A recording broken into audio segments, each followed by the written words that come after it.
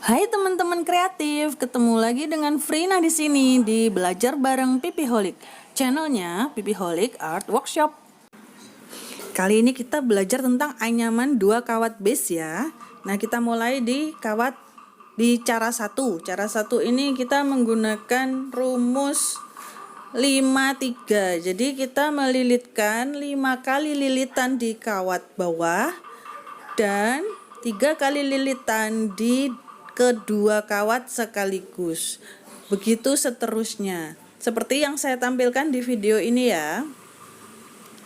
Tadi saya sertakan slideshow agar mudah untuk memahami. Mungkin apabila ada yang kurang jelas dengan video bisa dilihat di slideshow-nya.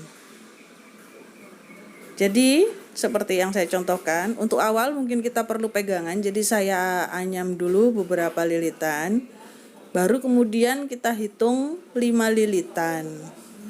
Setelah 5 lilitan, kemudian kita lilitkan sekaligus di kedua kawat sebanyak 3 lilitan. Begitu seterusnya. Yang perlu diperhatikan adalah ketika melilit yang kedua kawat itu harus rapat namun tidak terlalu rapat ya, karena jika benar-benar rapat maka untuk selanjutnya saat akan melilitkan di satu kawat lagi dia tidak akan bisa masuk ke sela-sela, jadi anyaman pun akan jadi jelek. Jadi kita perlu untuk menjaga rapat itu tadi namun tidak terlalu rapat, jadi si sela-sela antara kedua kawat itu diperkirakan masih bisa dimasuki satu kawat, jadi ada sela sedikit. Jadi ketika anyaman berikutnya kembali ke satu lilitan itu bisa bagus. Seperti yang saya contohkan pada gambar ya. Nah, seperti itu. Jangan lupa untuk selalu merapikan sehingga kawat tidak melebihi area. Selanjutnya kita menuju ke cara kedua. Cara kedua ini saya menggunakan lilitan dua sisi, jadi lilitan di satu kawat dulu sebanyak 5, baru kemudian di kawat satunya sebanyak 5, begitu seterusnya. Jadi lilitan antara kedua kawat ini tampak seolah berdiri sendiri, tidak ada hubungan, tapi keduanya asli masih terikat seperti yang saya contohkan di gambar ya. Jadi hasilnya nanti seperti zigzag. Anyaman ini biasanya tampak lebih bagus apabila kawat base dan kawat untuk lilitan itu berbeda warna. Jadi ketika kawat base-nya berwarna gelap atau kawat kecilnya berwarna terang atau sebaliknya, maka akan tampak perbedaan warnanya dan itu menambah aksen tersendiri dari anyaman tersebut. Nah, dan untuk kita melilitkan itu lakukan seperti pada yang saya tayangkan di video ya. Jika mungkin kurang jelas, kalian bisa DM di Instagram atau bisa komen di bawah video ini ya. Jangan lupa juga untuk subscribe dan bunyikan loncengnya, jadi kalian tidak akan ketinggalan pelajaran-pelajaran, materi-materi serta tips trik atau tutorial-tutorial yang akan saya bagikan. Anyaman yang baik itu yang tidak renggang tapi juga tidak terlalu rapat, jadi lilitan nanti benar-benar terlihat rapi seperti yang saya contohkan ini ya. Udah selesai untuk yang kedua. Sekarang kita lanjut ke anyaman berikutnya ya. Kita lakukan anyaman yang masih bertema seperti sebelumnya, zigzag, namun ada sambungannya. Hasilnya nanti bisa dilihat di gambar. Jadi dililit dulu 3 kawat di kedua kawat, kemudian di satu kawat sebanyak 5, kemudian 3 lagi di 2 kawat, dan 5 lagi di satu kawat. Namun bedanya dengan yang pertama, ini kita lakukan secara zigzag. Jadi gabungan antara yang weavingan pertama dan kedua. Saya contohkan pada gambar ini ya. Kembali saya ingatkan lagi, jadi ketika mengikatkan kawat kecil ke dua kawat sekaligus, jangan terlalu rapat, juga jangan terlalu renggang. Jadi ketika dia tidak terlalu rapat, maka kita ada kesempatan untuk meletakkan kawat kecil di sela-sela itu. Sedangkan apabila terlalu renggang, maka anyaman akan tidak rata dan itu mengurangi keindahan atau mengurangi kerapian dari sebuah anyaman. Oke, silakan dilanjut dilihat di videonya ya. Di sini saya hanya mencontohkan sekitar 3 atau 4 anyaman aja ya per anyaman.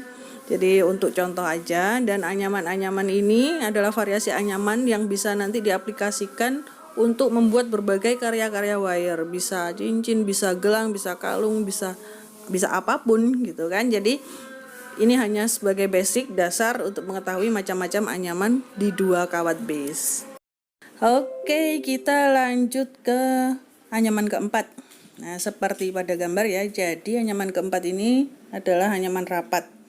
Anyam dulu kawat atas, kemudian kawat yang bawah, ambil kedua kawat, kemudian ambil kawat bawah untuk satu lilitan.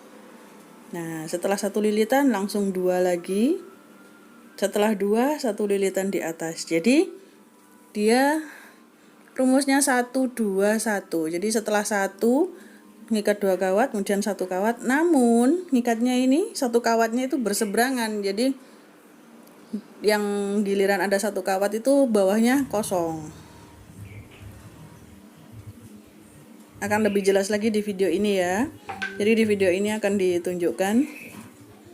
Mungkin agak sulit yang ini karena memang ini adalah anyaman rapat. Kenapa disebut anyaman rapat atau full weaving? Biasanya karena kawat base-nya itu bisa tidak kelihatan sama sekali, tertutup oleh anyaman tadi.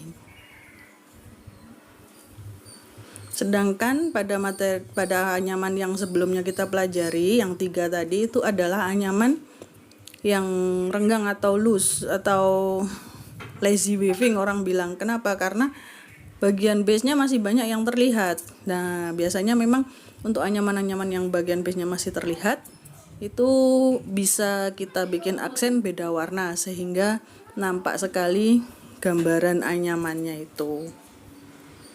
Oke, silahkan dicermati dulu ya. Jangan lupa jika mungkin ada kesulitan silahkan bertanya DM via Instagram dan atau bisa komen di bawah untuk bertanya. Nanti akan saya jawab, bisa via DM atau bisa juga saya bikinkan thread baru untuk memperjelas.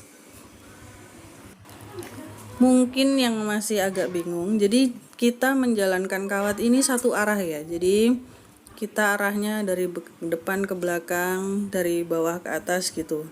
Jadi kalau misalkan mau memilih untuk arah berkebalikan, itu juga terus berkebalikan seperti itu. Jadi jangan setelah kita turun ke arah bawah, kemudian kita balik lagi lewat belakang ke arah depan. Nah, gitu jangan.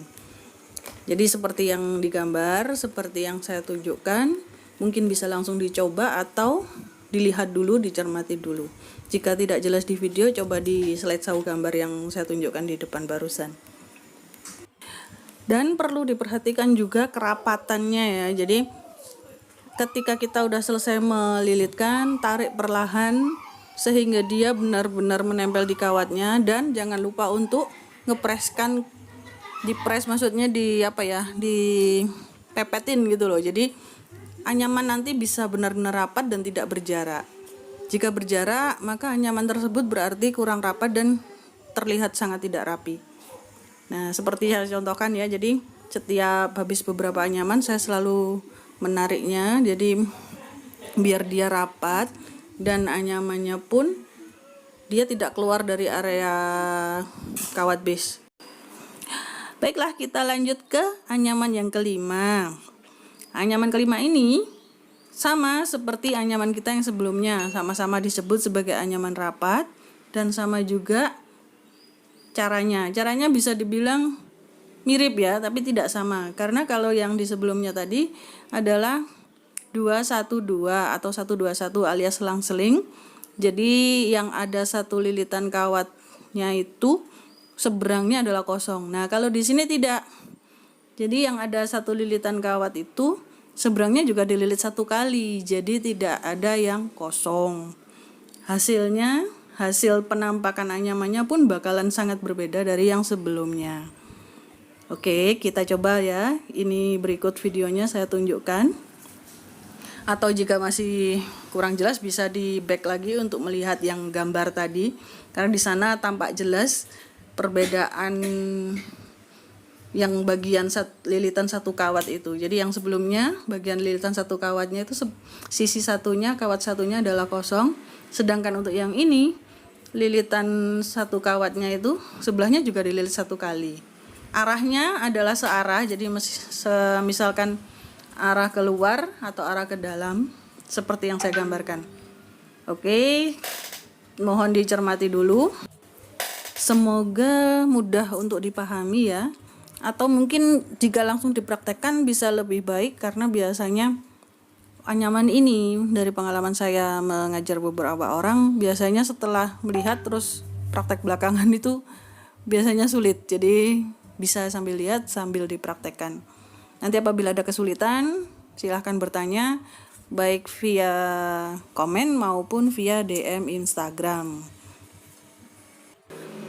Anyaman ini bisa dibilang favorit saya ya, karena dia bisa nampak sangat rapi, dimana kawat base benar-benar tertutup dan